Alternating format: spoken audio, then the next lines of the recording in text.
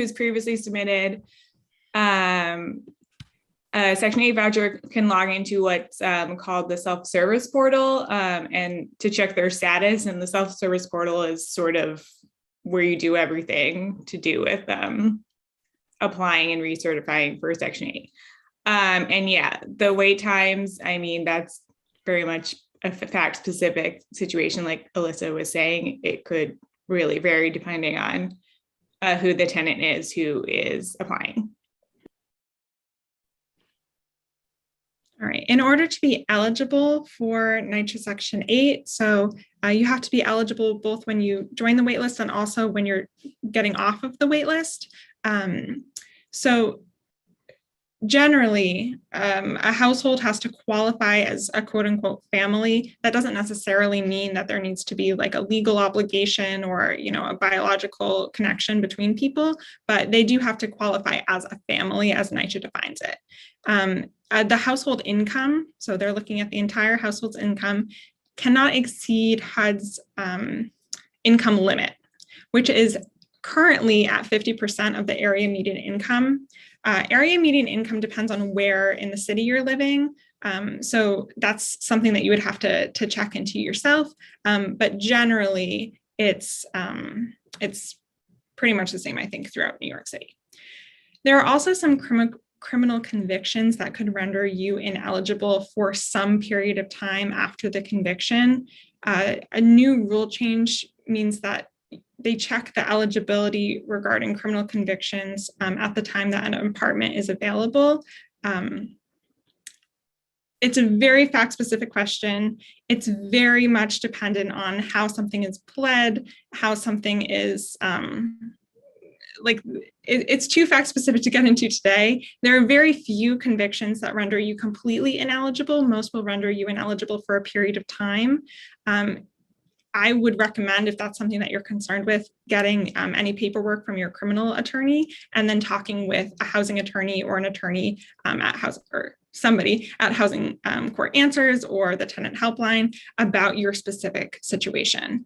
Again, unfortunately, that does depend on, you know, your eligibility will depend on your conviction at the time that you're getting off of the wait list. So it makes it a little tricky. And one member of the household has to have eligible immigration status as NYCHA defines it.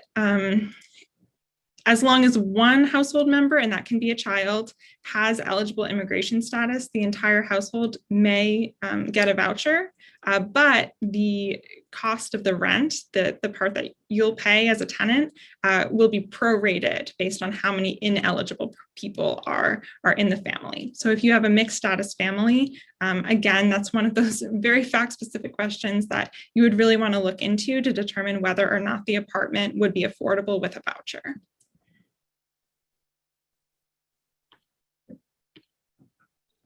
Yeah, Alyssa covered some of this, but like she said, at least one household member has to have eligible immigration status. And for these purposes, that means naturalized citizens, legal permanent residents, and those who have refugee or asylum status in general.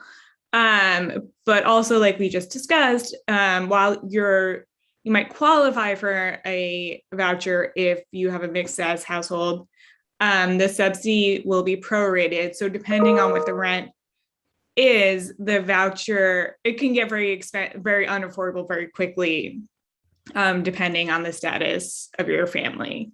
If not everyone has an eligible immigration status. And I just wanted to address the questions in the chat. A city FEPS voucher is not a Section 8 voucher. So these eligibility guides that we're talking about really are not applicable to city FEPS. City FEPS is funded by the city, by New York City, whereas Section 8 is generally federal funds. And so these eligibility guidelines are determined by the federal government, not by the city. You may be eligible for a city FEPS voucher, even if you're not eligible for a Section 8 voucher.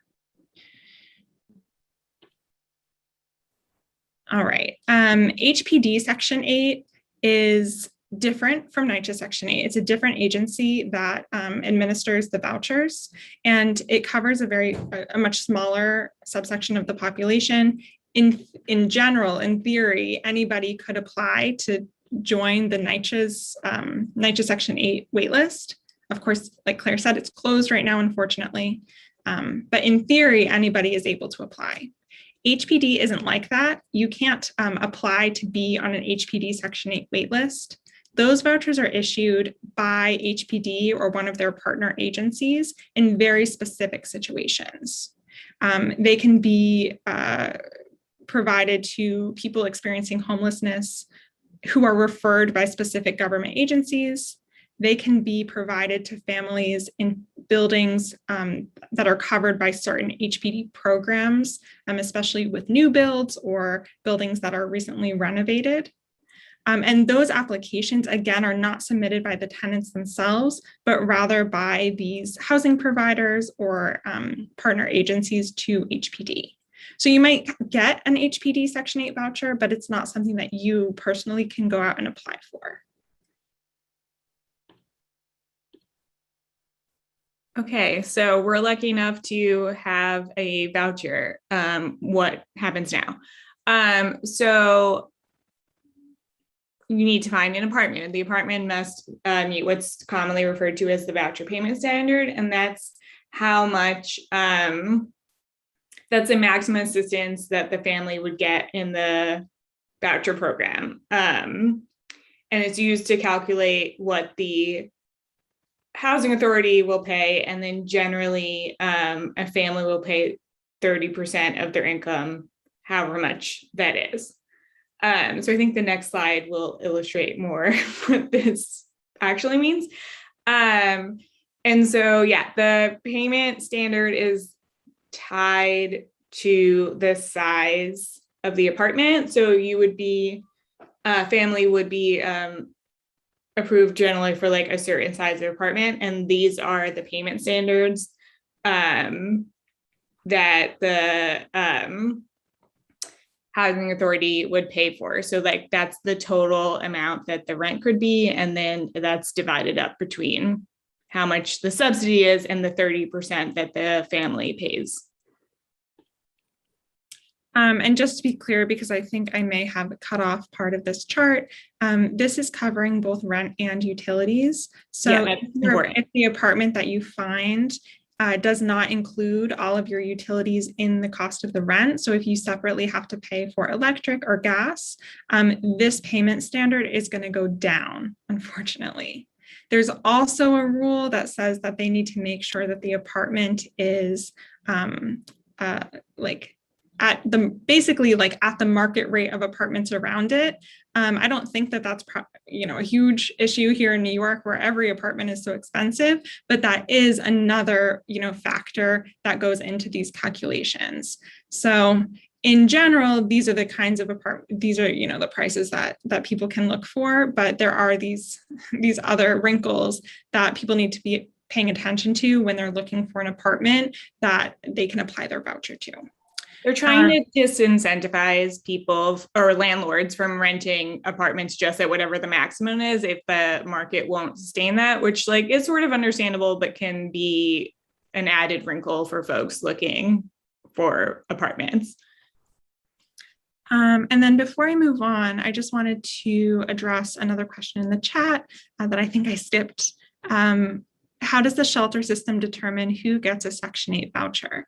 So this is kind of a mystery to housing attorneys like us, but in theory, these vouchers are supposed to go to people who they consider the highest priority. So just in the same way that a NYCHA voucher or the NYCHA waitlist determines who gets a voucher based on the priority of the family, in theory, HPD makes that same kind of determination. So if a person has been in the shelter system for quite a long time, if they maybe have young kids or disabilities, these might be things that they consider in determining who's eligible for a voucher or who gets priority for a voucher, I mean.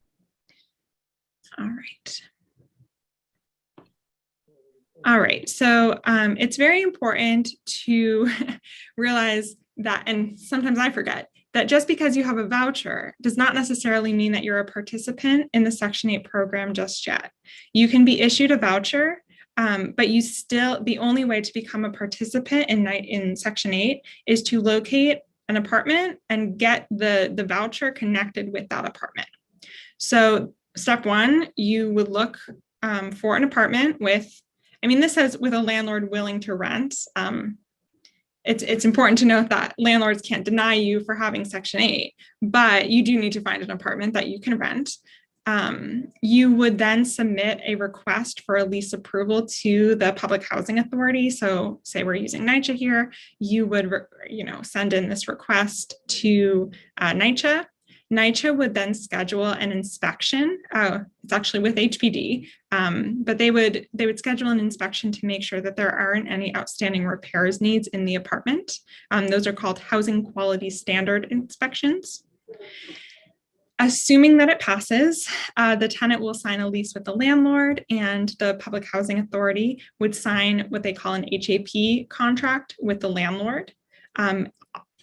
All of the payments that NYCHA is making would go directly to the landlord, which is why NYCHA and the landlord have that separate contract, separate from the tenant. And assuming that all goes smoothly, the voucher holder then becomes a participant in the program. This is an important step because once you're a participant, you get a lot of protections if you ever need to transfer the voucher to a new apartment, or if there are issues with the payment, processing. But until you have completed all of these steps, you're technically not a participant in the program. Just going to check if there are any chat questions. Okay, how many extensions can you request when you get the preliminary approval and need to look for an apartment? This is something I have been dealing with very recently. I would say that as long as you have a good reason for needing an extension, and that reason could be anything from it's more difficult to find an apartment due to specific needs of your family. So say your family has specific needs regarding having an elevator because one member isn't able to use the stairs. That might be a good reason to get an extension of time. COVID has been a reason to give extensions. I think NYCHA acknowledged that it was very difficult to be looking for an apartment during this period, and we're granting extensions pretty freely. I think after your second extension, this is in my limited experience, after your second extension, what they ask you to do is fill out a form that basically shows that you've been searching for housing and have been unable to find it. So you would provide as much information as you have regarding any landlords that you've reached out to, any tours that you've been on, any attempts that you've made to locate housing.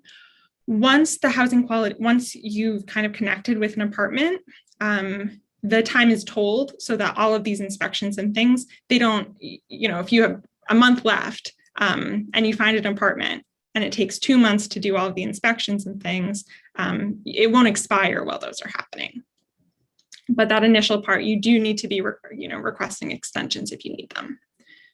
All right. Let's see here. I'm just going to try and go through these. What are the most common issues that arise while you're trying to apply the voucher to an apartment? I don't know if, Claire, you have specific ones that you want to mention?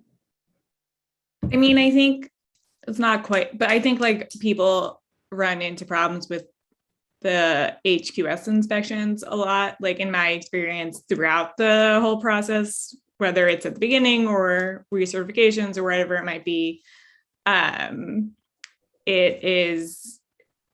It's almost always that there's some issue with the HQS inspection. And that's obviously a fixable thing, but it's always a wrinkle. I think that's the number one thing that has come up, at least in my experience.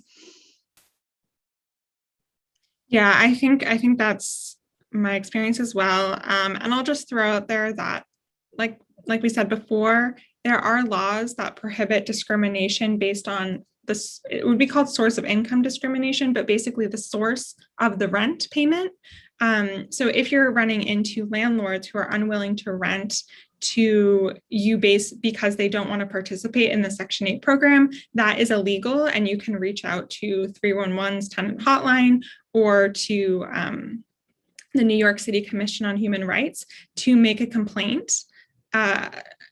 because that's illegal. If you can document it as well as you can, that would be, you know, a useful thing to do. Sometimes the New York City Commission on Human Rights is even able to reach out directly to the landlord to kind of make them change their mind before they get in trouble. So that's a good path. I don't know how common that is, especially as the rent amounts are going up. But if you run into it, you know that you do have recourse. Okay, let's see here. Are you aware of actual Section 8 vouchers being issued by HPD to current shelter residents? That's not usually something that Claire and I would be working on, because as tenant attorneys, we're usually working with people who are already in an apartment. I do know that Legal Aid, their homeless rights project, is aware of these vouchers being issued. I don't know how many. Yeah, we're eviction defense attorneys, right? So if someone has an HPD voucher, I deal with that, but it's not really within my purview how they got it, if that makes sense. Okay, let's see here. What happens when repairs are not being met or an inspection doesn't show repairs discussed when an inspector is at the apartment? So I think just generally this is asking about what happens if it fails the housing quality standards inspection. If you're at the beginning of the process, you're not going to be able to link that apartment with the voucher, unfortunately. Now, in theory, there's an incentive for the landlord to get that all sorted out, but at a certain point, it might just not be happening. And at that point, I think you would just need to find a new apartment. I think that would be a great reason to request an extension. But once you're in the program, you can request a transfer if your landlord is consistently not making repairs. Okay, are cash payments or under the table payments illegal to get an apartment? I mean, yes. Yes. That's what's commonly called a side deal. You'll hear that with FEPs as well, but these payment standards that the program has come up with, like, that's sort of the universe we're dealing with, and there can't really be any money exchanged on the side. Okay. Sorry, I know these are kind of off top. I just want to make sure we're hitting all the questions. So they're coming in. I figured we could address them now. Have you ever seen a reasonable accommodation approved for a larger apartment despite the household size not meeting the requirement, i.e. a 1-person and a 3-family bedroom? I have. I think at least at Legal Aid, we're able to advocate for these pretty commonly. What you would normally do is, if you're already a participant, if you already have a voucher, you would request the reasonable accommodation through the main SelfService Portal. Now, a 1-person in a 3-bedroom apartment, I think you would need to be very specific as to why you would need 3 bedrooms as an accommodation for your disability. I would say it's more common, and Claire, correct me if I'm wrong, but more common when it's like a family and one member needs their own bedroom for, they need it for privacy, they need it in order to fit like a hospital bed or medical equipment. Those are things that we see come up a lot, or at least I have in my experience. Okay, I think we'll be able to make a copy of the PowerPoint available, at least to Housing Court Answers, and maybe they can distribute it, I hope. Yeah, we can post it. If you send us a link, we can post it on our website. Oh, perfect. Okay, we can do that. Let's see here. All right, I'll continue with the PowerPoint, and then maybe we can come back to these questions. Yeah, I think some of them we're going to address, so maybe we can exactly. do them and regroup. So, all right. So now we're a participant. Great. Right. Once you're a participant, you have to recertify each year. So participants have to complete what's called an annual recertification. And then they also have to report any family changes. Basically, this means that if anything changes based on your income or your family size, you need to report that to the Public Housing Authority so that they are aware of it and can make adjustments as needed. If your income goes down significantly, your tenant portion may go down. If you add another family member, that might have some impact. NYCHA should, or any public public housing authority should notify you at least 150 days in advance of that recertification. So just be aware that it's coming. You can do it through the portal or through a paper document.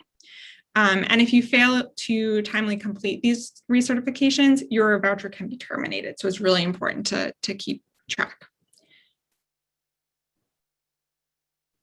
Okay. Okay, so you have your annual recertification, but there are certain other things that happen to folks that you need to report even if you're between recertifications. So addition by birth, adoption, or custody order, regardless of whether that changes your income, that needs to be reported to the housing authority within 30 days. Desire to add a family member other than what I just said, i.e. if you get married, you need to report that within 30 days. And then finally, if someone leaves the household, that has to be done within 30 days. So even if you're well ahead of your annual recertification, these are things that a tenant would have an affirmative responsibility to reach out to let the program know, even outside of that annual recertification process, that, NYCHA would initiate. Okay. And I think this may have come up in one of the questions, but for transferring your voucher to a new unit, once you are a participant, you are able to transfer your voucher either within the public housing authority that you are in, so within NYCHA, or you can, it's called porting it. You can transfer it to a different state or, Puerto Rico, any of the territories. You can port it to a different state. Generally, participants are not allowed to transfer or port during the initial term. So say you're approved for a Section 8 voucher in New York City, as a general rule, you're not allowed to transfer that to a different apartment or to a different state or city in New York for 1 year. There are exceptions made as like a reasonable accommodation, and those are just as you would request a reasonable accommodation for like a larger apartment size, you do the same thing. You do it through the self-service portal. After that initial term, vouchers are supposed to move with you wherever you want. It's supposed to be, it's a federal program. It's a program that should allow you to take it with you if you want to move, if you want to be in a different apartment. So they're generally pretty lenient.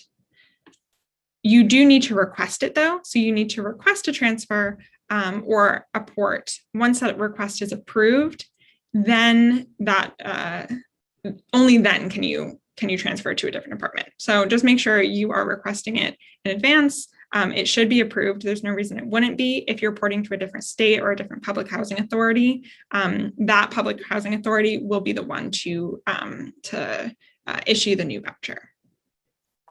All right, let's see if I can get through some of these questions. Good afternoon. I work with seniors and they get very overwhelmed. Understandably, we do too. What is the easiest way for them to apply for a Section 8? Now, unfortunately, right now, the NYCHA Section 8 waitlist is closed. It opened very, very briefly during COVID, but it is now closed. HPD is not a program that you can apply to on your own. That is something that is governed by HPD, and they, affirmatively will reach out to tenants who may be eligible, or to people who may be eligible. What we generally do at Legal Aid is encourage people to reach out to their local home base, which can be found online. And that home base, associated with HRA can connect people with different vouchers or subsidies that they might be eligible for. Okay, is it easier to leave New York with a Section 8 voucher than it is to come back or transfer to New York City with a Section 8 voucher? It doesn't matter. It should be equally easy to leave as to come back. Can you ask for an accommodation for space for a home attendant? Yes, you can. Normally they would, just if you're wondering, normally I think that they look for how many nights per week that home attendant stays. Okay.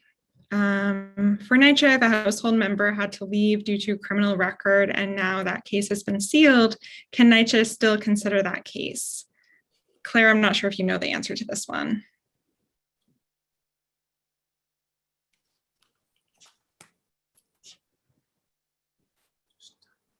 That I think would be something that if someone came to me with that situation, I would have to research. I don't know that off the top of my head. Like Alyssa said, there's just like a whole universe of things that can come up with Section 8.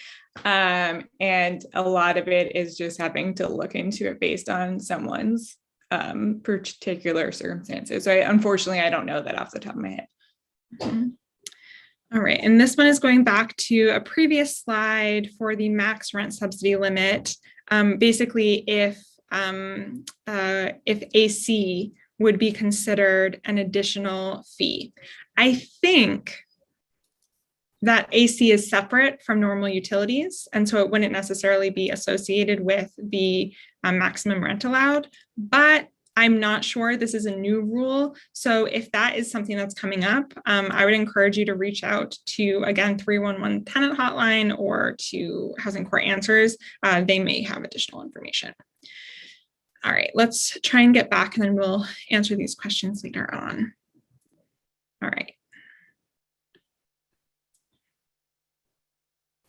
Sorry. Okay. So, like Alyssa said, you typically can't transfer your voucher within the first year, but there are exceptions for emergencies. And some of those are listed here. You know, if there's a fire, domestic violence survivors, if an apartment is repeatedly failing in HQS and like there's, you know, reluctance to fix that on the part of the landlord. And then, yeah, we've, I think, discussed reasonable accommodations. So those would all be things that would be exceptions to this general rule that like you can't just transfer. But these are things you have to request, and generally, like we've said, you would request those through the self-service portal. Okay. So terminations of assistance. This is never a fun thing to deal with, but terminations can occur for a number of different reasons. These are all set out by the federal government, by HUD. There are some things that require the termination of assistance, though it's very limited. Others are more discretionary, and it's something that you can, you know, request a fair hearing about. For example, and this is not a complete list. There are, you know, a whole list of things, but for example, the ones that, you know, we might see most often, if a family is evicted for serious or repeated lease violations. So if they're brought to housing court for some, and they're actually evicted because of something that they did in the apartment or were alleged to have done in the apartment. If the family knowingly permits an ineligible person to reside in the unit permanently. Like Claire said before, if you're trying to bring in somebody to the apartment, you need to request that and get it approved. So if you don't go through that process, that could be grounds for terminating your voucher. Any present or past misrepresentation of income, household member status. I don't know how you would, but like an immigration eligibility status. If you lie on the application or the recertifications. If the tenant is the person to cause housing quality standard violations and they aren't corrected, and certain criminal activity. But participants are entitled to certain protections before their voucher can be terminated. I think now a lot of people may be eligible even for an advocate to help them through that process. So you should make sure if you think that your voucher is getting terminated, as soon as you get that notice, to request a fair hearing, and also to try and reach out to, again, the tenant helpline or Housing Court Answers or a local attorney to try and figure out what's going on.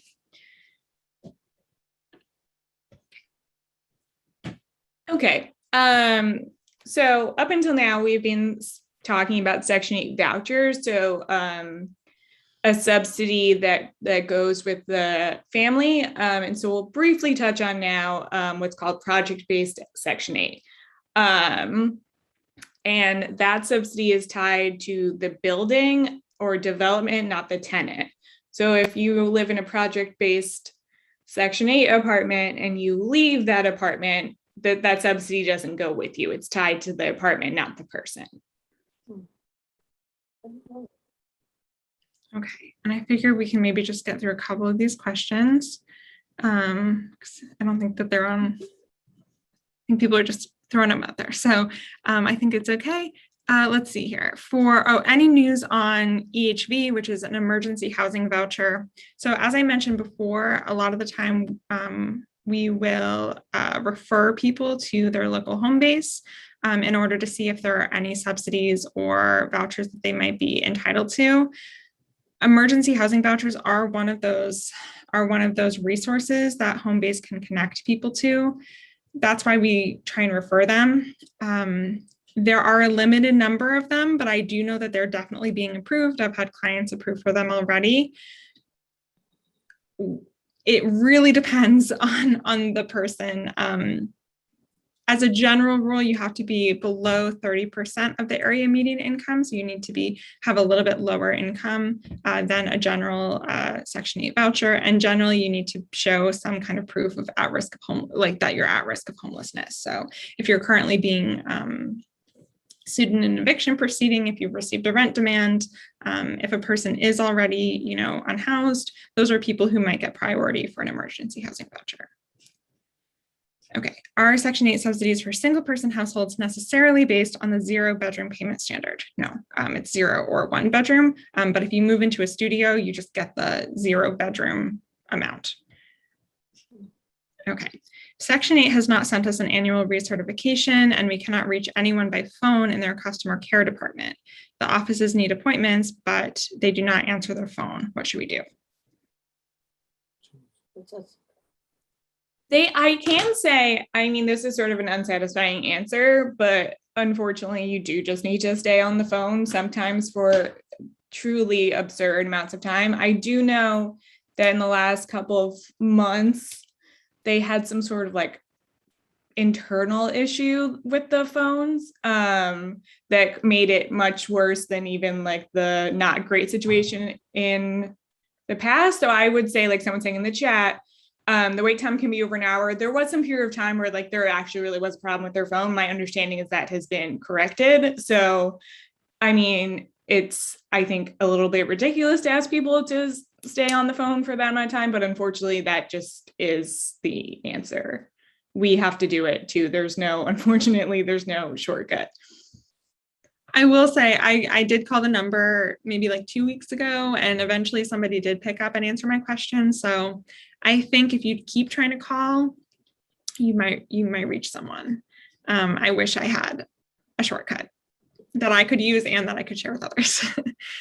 Okay, how soon does an emergency transfer take place? If we're talking about an emergency transfer in public housing, that's going to take a long time, unfortunately, because there is a wait list. When I say public housing, I mean a NYCHA building. If we're talking about an emergency transfer voucher, I've seen those happen really quickly. Once somebody looks at it, I think it is probably fact dependent, but if it's something like repeated violations of housing quality standards, if there's a DV issue, I have seen those happen relatively quick. The problem then, of course, is trying to use that voucher at a new apartment. So that part isn't so quick. The transfer of the voucher usually is, though, or the approval of the transfer, I'm sorry. Okay, let's see here. If a tenant moved into a designated DV unit and had a flood the next day, can she accept a Section 8 approval she just got yesterday? I'm not sure exactly what that question is asking, but I think even if I had all the facts, I probably wouldn't be able to answer. Maybe that's something that you should just affirmatively reach out to the tenant hotline or to Housing Court Answers to see if they have a referral, unless Claire has a better answer. That I think you might have to talk through with someone. Yeah. All right. Let's see here. One of our seniors failed to report their stipend from DFTA. I think that even stipends are considered to be income, though you might want to check exactly what is considered income and what isn't considered income.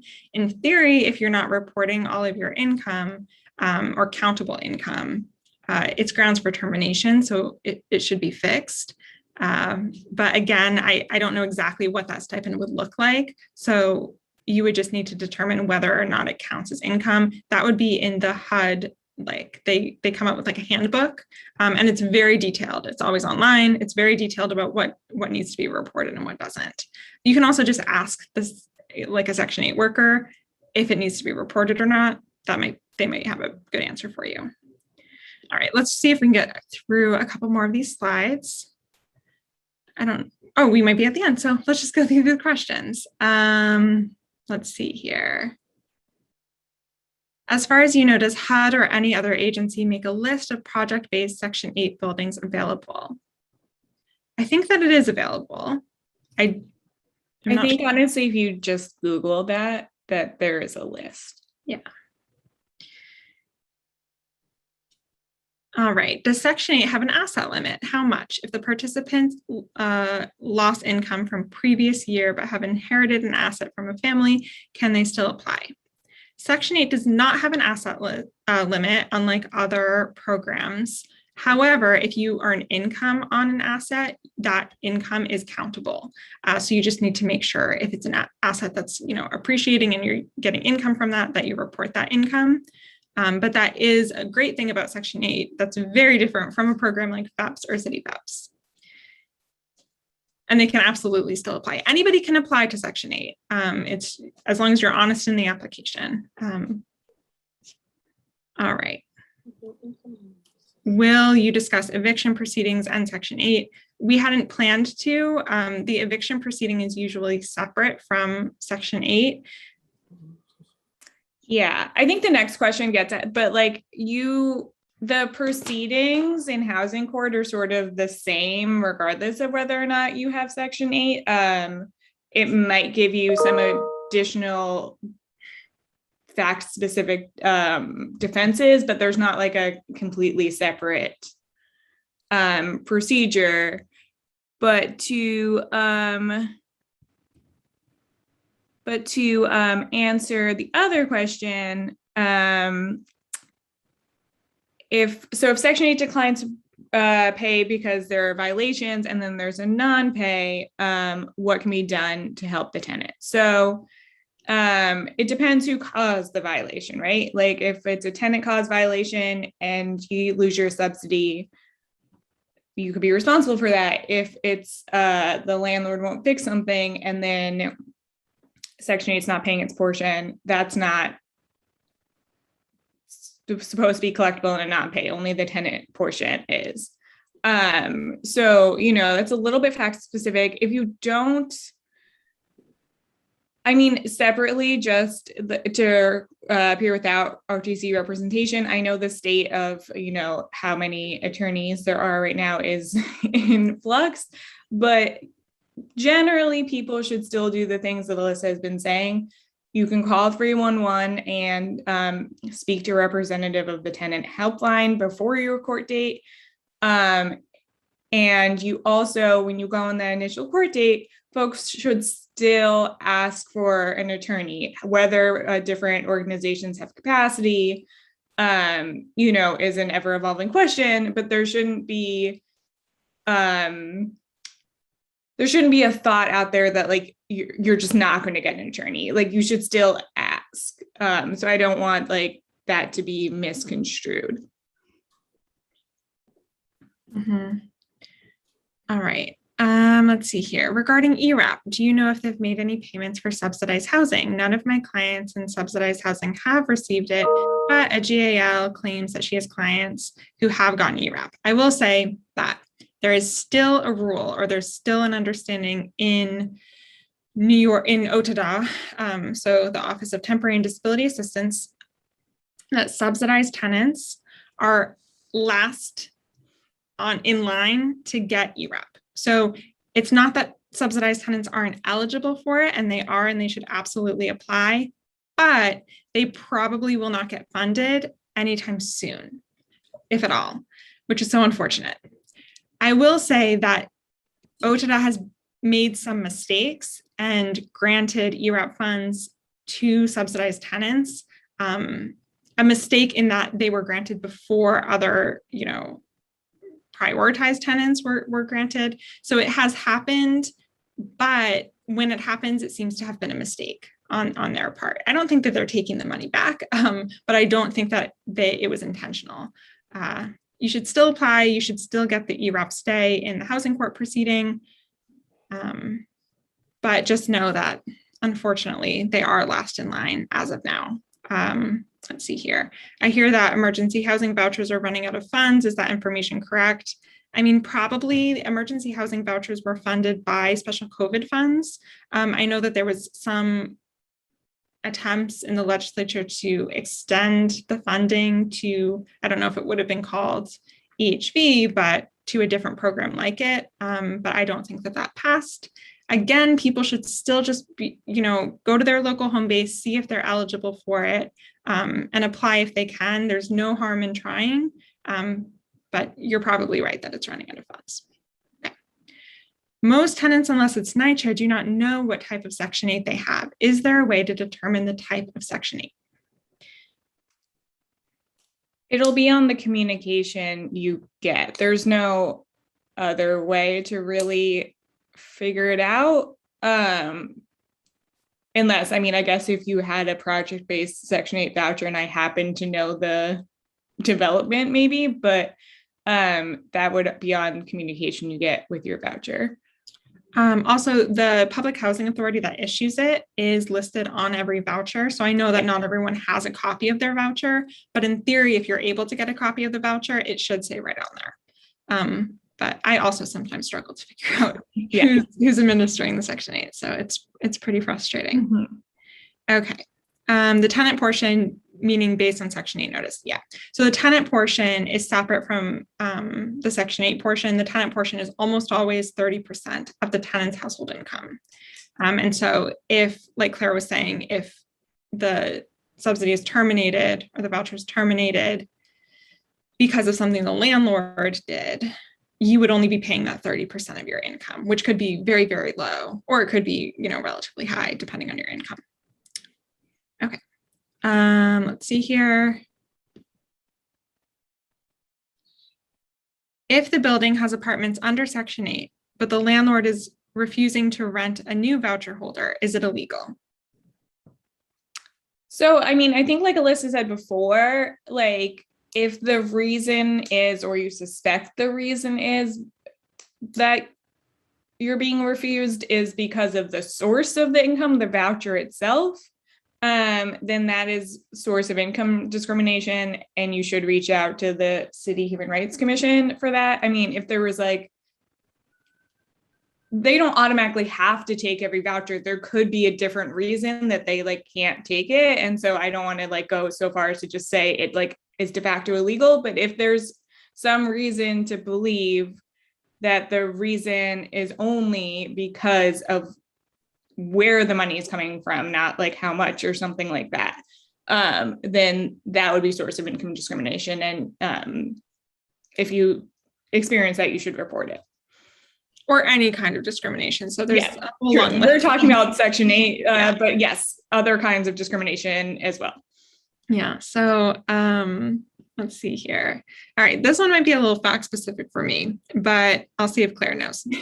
If a tenant is in an ESSHI building and she got accepted for Section 8, she has until the 22nd of the month to make a decision. I'm assuming that's when the voucher would expire, and she would like to accept it. What is the next step and how easy is it to transition to Section 8? Does she have to move out of her apartment so that it can be inspected? I don't know that I can answer any part of that other than that you wouldn't have to move out for an inspection. They can do an inspection while you're in the apartment, but the other parts of that, I'm not sure I could answer. Yeah, I'm not familiar with that kind of building. Normally, if it's an already, Normally, you can use a Section 8 voucher in any building, but there might be some specific like supportive housing units or something like that that already come with a subsidy that it might not make sense, or they might not, like the rules might not allow an additional subsidy like Section 8 for you to live there. So I think that's one of those things where you would just need more information about the type of building that it is. At this point, I think we can only really encourage you to reach out to either Section 8 or the tenant helpline. Let's see here. And when I say call 311 for the tenant hotline or helpline, I mean the same thing. As long as you mention the word tenant, they should connect you with a helpline that's staffed by paralegals and attorneys from around the city. And they should be able to answer most of your questions or find an answer for you. I know that Housing Court Answers has a similar helpline, and that one may be higher quality. I'm not really sure. Housing Court Answers might also be a great place to call first. I know that at least the tenants that I've sent there have gotten great referrals. Even if they can't answer a question, they might be able to refer you to someone who can. Okay, how would someone in a non-NYCHA Section 8, so a person with, I'm assuming a voucher, where the prime tenant has passed away, request the transfer of the voucher into their name? This is a situation that comes up fairly often, and it's one of the reasons why it's so important to be really honest in all of your recertifications and reporting to whatever the public housing authority is. Normally, if you were living in the apartment and you were on the voucher, you may have what are called succession rights. So you may have the right to take over the voucher or the apartment, but it's one of those things that's pretty fact-based. And if you're not on the recertifications, the reporting, then it's not even fact-based, then they can just deny it. So let's see here. And the under tenant is on the voucher. So if they're on the voucher, that's great. In theory, they should be able to succeed to the voucher, but you would have to request it, again, through the self-service portal. And just depending on the facts of the case, it may or may not be transferred. Some people are allowed to live in an apartment, but not necessarily have the right to the voucher itself. All right, I'll just read this out. It looks like a comment. Hi, everyone. I work at and this is Jenna Gogan.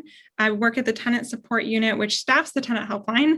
We do not have attorneys on staff, but we make referrals to legal service providers, hotlines, including LAS. Just wanted to clarify that. Thank you. There was a time when Claire and I were both staffing the helpline, so I wasn't sure if that's how it still worked.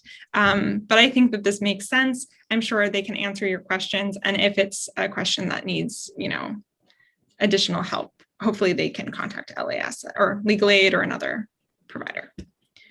All right. We're happy to stay around if people have additional questions.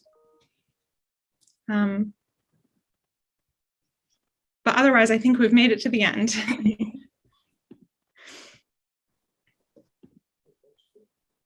All right, I don't see any other questions. I think I will make sure to send this PowerPoint to Housing Court Answers so that they can make it available. I'm not sure that, oh, we got some more questions. So I'll just finish this up and then we'll go back. I'm not sure that Claire and I would be really have the capacity to answer individual questions over the phone or over email. But if you do have questions or concerns, feel free to reach out to any of the resources we mentioned, and hopefully they can find you the answer. Let's see here. Sorry, as I was talking, another question came in. Okay, we have a client who just got a Section 8 approval for her existing studio apartment. The landlord refuses to accept the Section 8 voucher for existing apartment because it would cost him too much to make the repairs. They offered a new apartment with a rent for $1,850. Okay, so I'm not really sure what the question is. I'm assuming it's whether or not they're allowed to refuse to accept the voucher because of the repairs. I mean, I think that there's definitely an argument that this would be a source of income discrimination case that I would refer to the New York City Commission on Human Rights. That's probably, if this was my client, that's probably what I would do.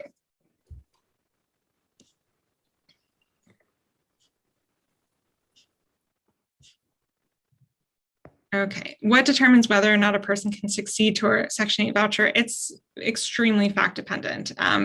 Normally, just as a general rule, if you're like a family member and you're otherwise eligible for a Section 8 voucher, I think normally you could succeed to it. In any other case, unless Clara like knows, no, right. I think it's extremely fact dependent. And it's important to request it right away. So you want to request it as soon as that other person moves or that other person, passes. You definitely want to request it as soon as you can and before the voucher is terminated. All right, I'll stick around for a couple more questions if they come in. But otherwise, thanks so much for everyone. Reading. Hopefully we were able to answer some questions. We're definitely not experts, but there are experts in the city. So hopefully people can find them. Are there rules about children sharing bedrooms? Generally, bedrooms are shared, but it depends on the gender assigned by NYCHA. How many bedrooms relate to how many kids there might be. How do you start the succession rights process? It's really, what you would do is you would do the tenant portal the self-service portal. They would request additional information. Okay. When I say gender assigned by NYCHA, I just mean, they only use 2 genders at NYCHA, so male and female. And so, if there are 2 children who are both female, they're generally assigned to the same bedroom based on that. If there's like kids of different ages and of different genders, then they might be assigned to a larger apartment. Okay. Is Section 8 still open? The Section 8 waitlist is not still open in New York City. If a child identifies with a different gender, I don't know, Clara, if you know of how this works, but since it's a federal program, I think that they do only use male and female designations. Yeah, I mean, I think if you're having a problem, the City Human Rights Commission might be a good place to start. I mean, maybe you could try to do some advocacy around that. I can't say I've personally dealt with it, so I don't know, but what Alyssa's saying about the general rules is correct. And Jenna, I will write down your email so we can reach out.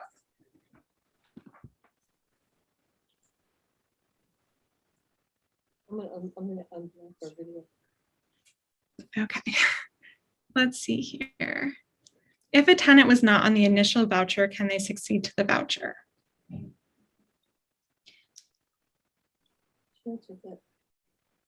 That added to the voucher. Yeah, they can be added. It depends if you were living there, what the situation is. I know it feels like a cop out to keep saying it's fact specific, but it really is.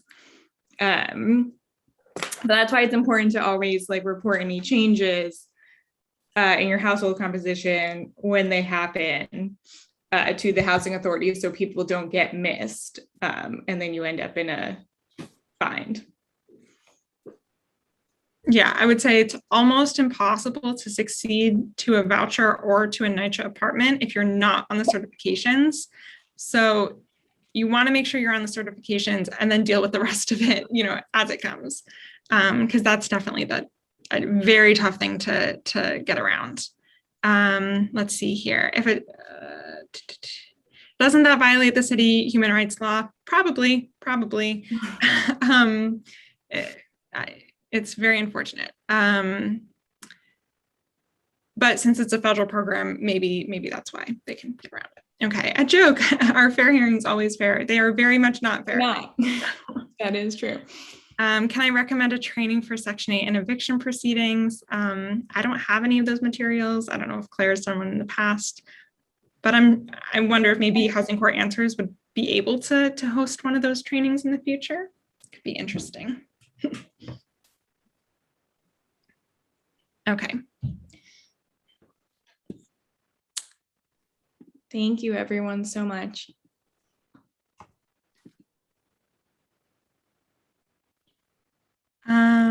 Let's see here. Does NYCHA ever consider succession to, the succession issues are very difficult to determine. You don't necessarily need to be on a lease, I don't think. They just need to know that you're there, and the more important thing is they need to know that you, about your income. So I don't think that you need to be named on a lease. For instance, a kid who wasn't named on a lease for 18 years, who grew up in a NYCHA apartment, is probably eligible to succeed to that apartment, even if they weren't on the lease. They just need to have been on the recertifications.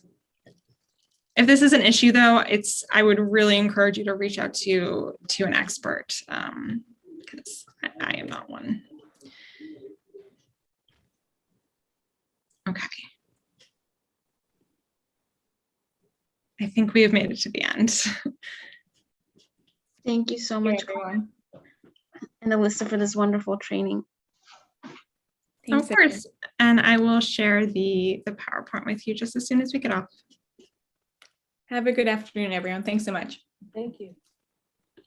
Thank you. Okay, thank you too. Bye-bye.